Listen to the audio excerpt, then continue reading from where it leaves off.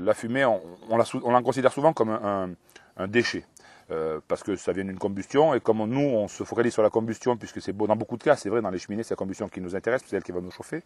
Mais dans le feu, la combustion, et en fait, les flammes sont en fait qu'un accessoire anecdotique. Ça va être le générateur de fumée. Et c'est vrai que la fumée, c'est aujourd'hui, on le sait, on peut le prouver très facilement, l'élément qui crée le risque. Parce que la fumée, loin d'être un déchet, est un corps actif. La fumée possède 5 dangers.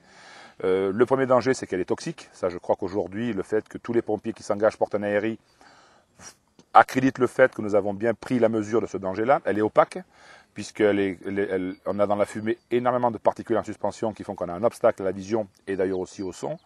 Mais elle a 3 autres dangers. Elle est d'abord inflammable, puisque la fumée est quand même composée à très grande partie d'éléments qui viennent de la combustion, qui sont plus ou moins brûlés.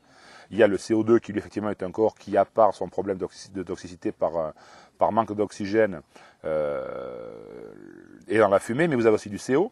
CO que l'on a appris à être en secourisme toxique, mais surtout inflammable et explosif. S'il est dans les fumées, il pourra s'enflammer et exploser. On va aussi trouver des suies, donc les particules noires, qui sont ni plus ni moins que du carbone pur. Le carbone pur étant l'élément qui va brûler dans la totalité des corps de la création, c'est le carbone qui va brûler. Donc là, on l'a sous forme pure, donc il va aussi brûler.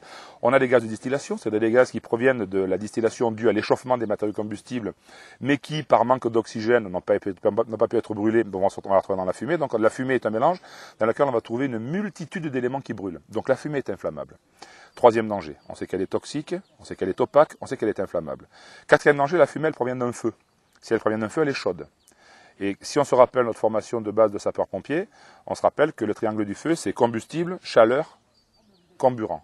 Là, déjà, on a combustible, le troisième danger, et elle est chaude puisqu'elle vient d'un feu. On a déjà 2 des risques de départ de feu de notre triangle du feu de base. Donc si vous voulez, elle est chaude parce qu'elle vient d'un feu et c'est la réalité. On a tous vécu dans des feux d'appartement une sensation de chaleur qui venait du plafond. C'est pas le plafond qui était chaud, c'était la fumée qui était bloquée au plafond par le phénomène de l'accumulation. Donc elle est chaude, on le sait. C'est son 4e danger. Et le 5e danger, c'est qu'elle est mobile. C'est-à-dire que la fumée qui a une tendance naturelle à monter, elle va s'insinuer dans toutes les fissures, toutes les ouvertures, toutes les portes laissées ouvertes ou entrouvertes, ou même d'ailleurs par les encadrements de portes, et elle va se répartir partout. Se répartissant partout, elle va amener la chaleur partout.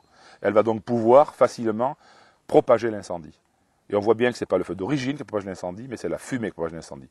Parce que la fumée, elle a 5 dangers, elle est toxique, elle est opaque, elle est inflammable, elle est chaude et elle est mobile.